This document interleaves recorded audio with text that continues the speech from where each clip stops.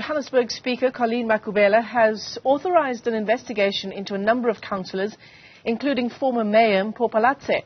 Makhubela has accused them of sanctioning bogus investigations into other councillors by the Group Forensics and Investigation Services.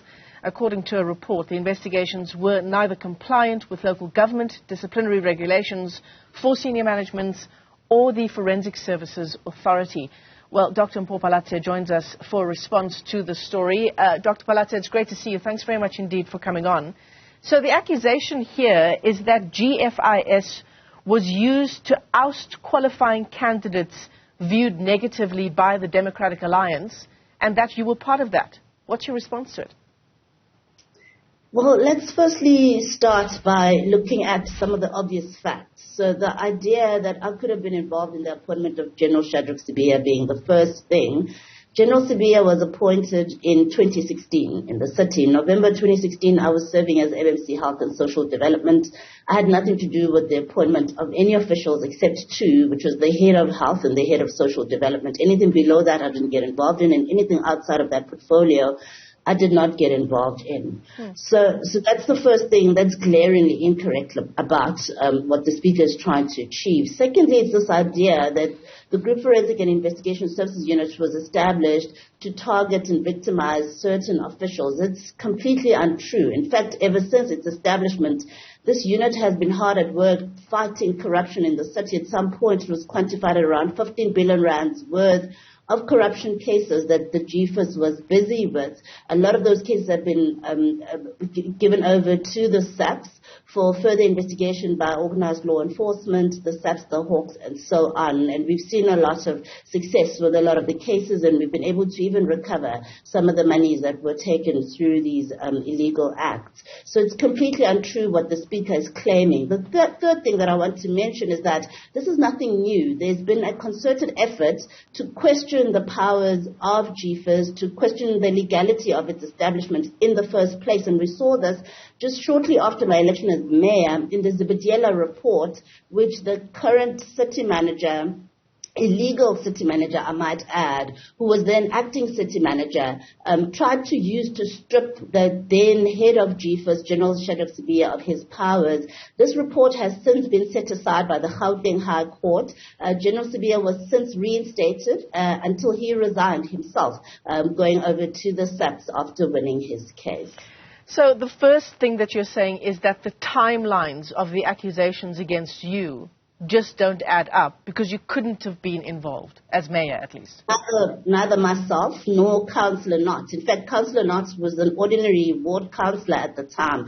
She only became MMC much later, and in economic development, not only group corporate shared services. She only served in GCSS in 2021 after my election as mayor. So neither myself nor Councillor Knott could have been involved in that appointment. And Councillor Vasco da Gama as well. He was serving as Speaker of Council. But remember, the appointment of General Sibiya, the initial appointment was done internally. He was not appointed as a Section 56 manager, so you didn't need to go to Council to appoint him. He was appointed to head up a sub-unit of the city's Group Risk and Assurance Services Unit.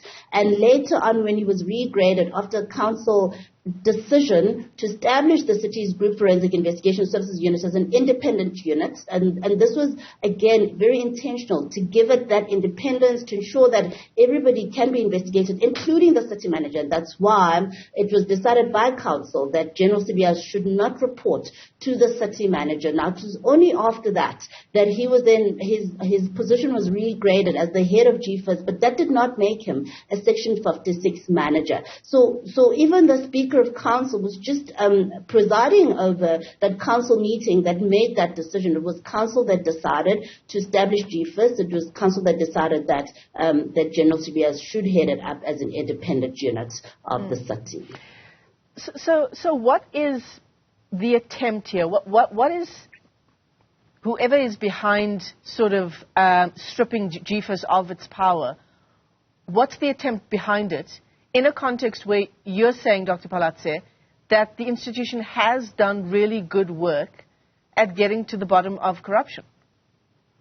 Well, you're either on the one side or the other side of fighting corruption. Now, if you've got a unit in the city that's fighting corruption with a track record of success, so much so that in his performance assessments, General Sibiya came out with flying colors on more than one occasion. He was rewarded with leave days by the admission of the current illegal city manager himself, signing on those performance assessments. Now, when the same person now questions, the legality of the unit and the powers that were conferred on the head of that unit, it can only mean that he's decided to move to the other side of the fight against corruption. It can only mean that this unit is a problem for whatever agenda there may be to facilitate corruption in the current administration.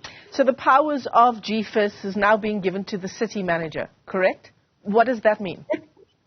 That this matter, in fact, needs to go before the courts, because, as I said, there was the Videla report which sought to challenge the powers of the General Sibiya, and this report has since been set aside by the Gauteng High Court. Now, the council decision that initially decided that the city manager cannot be the direct report for the head of GFIS, that decision was made on the grounds that the city managers themselves may need to be investigated. Right. Now, if the city manager is doing oversight over the city's investigative unit, it means that they themselves are above the law. It means that they can never be investigated. And that is why it was decided initially by council that the head of GFIS should report to the chair of the group audit committee, who is neither an official of the city nor a councillor in the city council.